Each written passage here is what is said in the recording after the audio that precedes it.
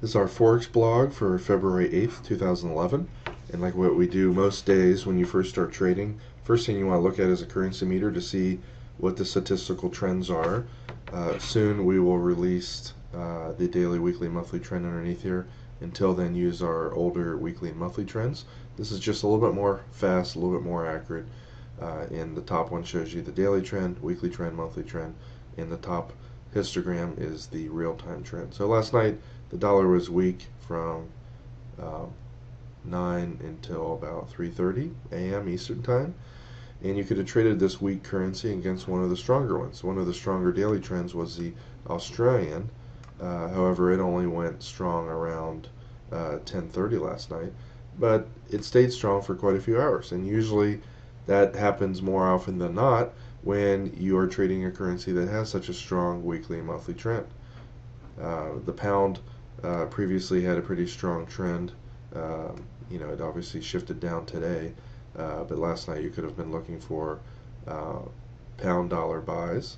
So let's start with the Australian dollar, which was the better of the two choices last night.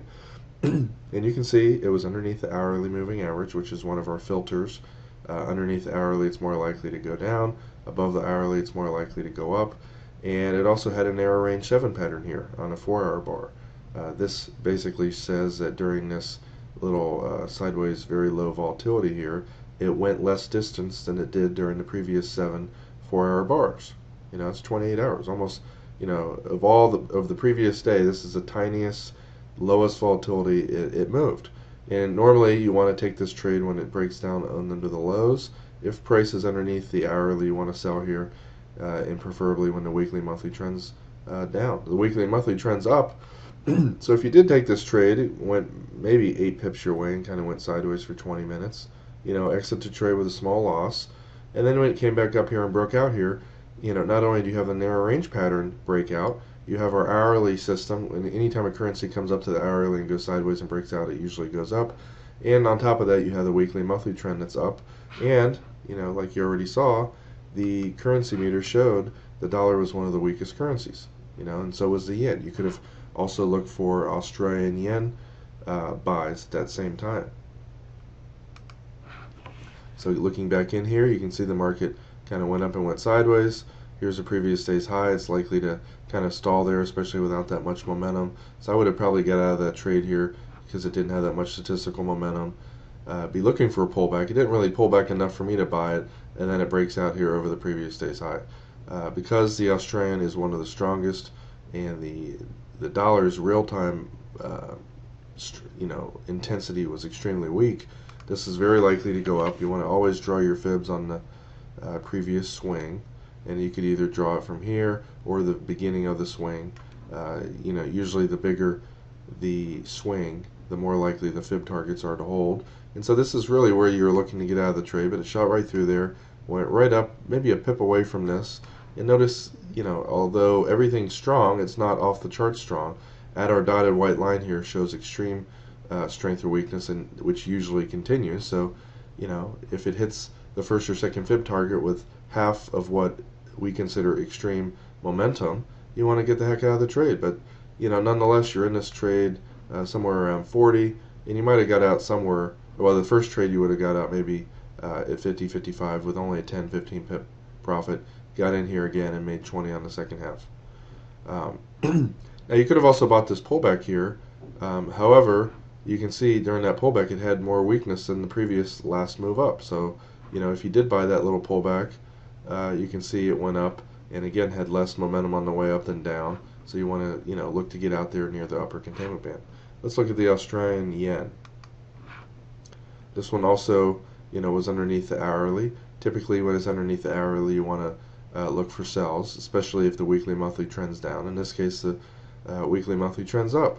So it kind of went up a little bit, kind of went sideways right underneath the hourly. You might have bought this breakout right here, and if you did, keep trailing your stop.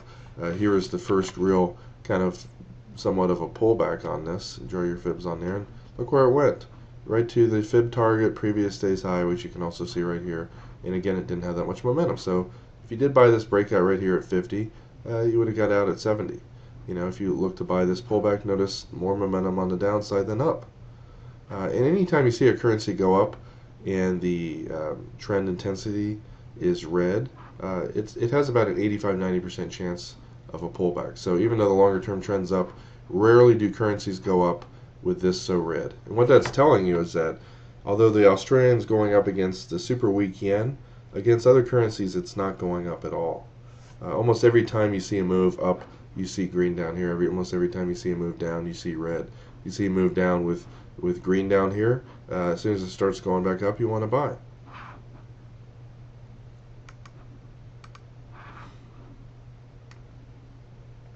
The New Zealand's daily trend, was up. Preferably, we want to see the weekly trend be up too, but it had incredible strength right before there.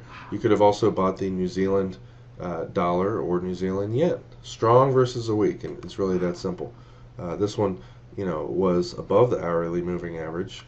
You can see, yesterday it kept making higher highs. The lows kept going up. That's one, very low-tech method of measuring trend. Anytime you have higher highs and higher lows, which you can kind of eyeball on the chart, that adds to the odds of the currency going up. So this one pulled back. I wouldn't have bought it right here because the market had more weakness than ever. It went up and then it came back down. You might have even gone short here and you would have had a loss. And when a currency is above the hourly, mainly it's going to go up. If you bought right here, which you can see, the weakness all but disappeared that second time down. There was nothing right there. If you bought, because you knew that New Zealand was strong at the time compared to all the other currencies and the dollar was weak, this one just took off and it went up a total of 60 or so pips. You would have expected any of these resistance areas, you might have got out of half your trade there and just, I probably would have got out of my whole trade somewhere up here. With this, moderate momentum, I probably would not have bought that pullback right there, but it did go up one more, wave up.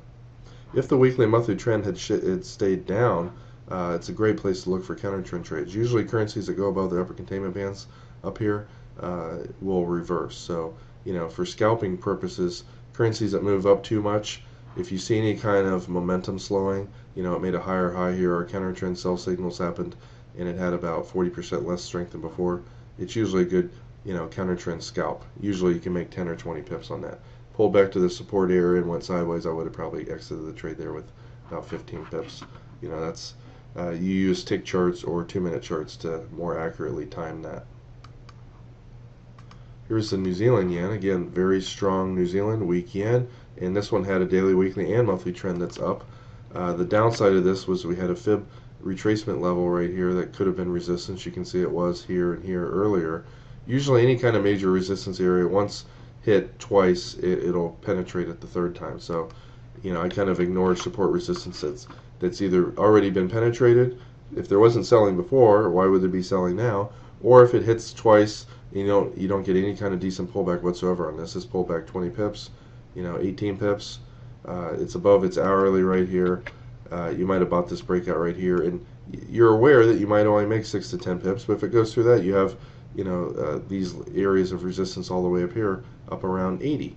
So you have a good chance of making 30 pips while risking 6 to 12 pips max. And the two criteria I use for deciding whether to take the trade is what are the odds of it working. I'll take a 50-50 trade if it's going to give me likely 2 times to 2.5 times my risk, and I'll take a 50-50 trade if it will give me a little bit more. If a trade's maybe 60% winning, I'll take it if I'm likely to get 1.5 times my risk. So look at what you feel based on your experience, how often a certain pattern happens when a currency again is making higher highs and slightly higher lows, and the daily, weekly, monthly trends up, and it's above the hourly, and it shot above the 10 and the I think the 50-day moving average right here. It's above the previous day's high, which you can see coming into today. The trend's up, and so it took off and it went up, a decent amount.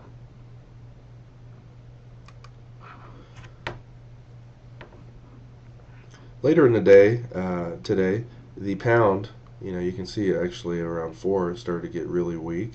A little bit of strength, weakness, and you can kind of anticipate it when a weekly trend, or I should say the daily trend, shifts so strong down. You can see it's dark red, one of the darkest of the day, other than the CAD.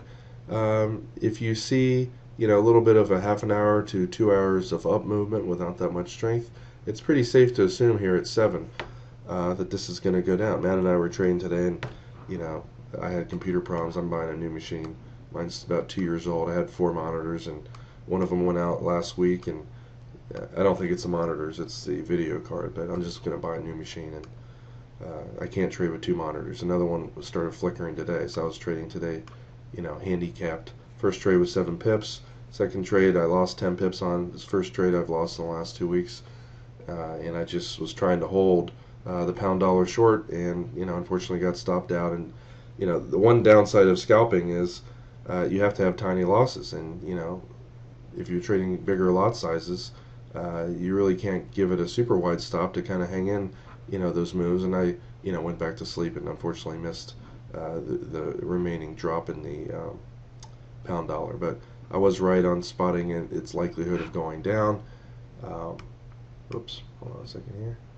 The pound dollar, anytime a currency is underneath the hourly, and you can see there's much more momentum to the downside than upside today. I initially got short one of my trades right here, and it went my way about 7 pips, and then turned in, I really believed in the trade. I wasn't watching it like a hawk like I normally do, and I got smacked on that one. And then as soon as I went back to sleep, the stupid thing fell 60 pips, which really pisses me off. But it is the way it is. That's bound to happen. You got to get in. You got to get into re-entries. Here you have also a very beautiful wedge pattern, which when you can spot those on your charts, it's a very high probability trade. I prefer to short higher in the range than lower in the range too. So I may not have taken that trade. It's easy to say in retrospect I would have taken the trade, but looking at a 5-minute chart, I would have. Only having half the monitors I'm used to trading it really made me nervous today, and it affected my trading. So yeah, and result only up a pip and 1.3 pips or something like that, 1.4 pips. Ridiculous waste of time. I should have slept in, but should have made a fortune if it woke up a half an hour earlier. The markets were really moving, a lot of volatility, and there were some amazing euro-dollar trades earlier today. That would have given 10, 15, 20 pips each time. Anyway, I think I'll end the Forex blog now and do our regular class. The main component of our systems is we analyze every currency on multiple time frames, longer term monthly trends, weekly trends, now daily trends, and we also have real-time, second by second type trends that show up on the bars as our IntelliTrend. If you get short and the bars stay red, stay with it.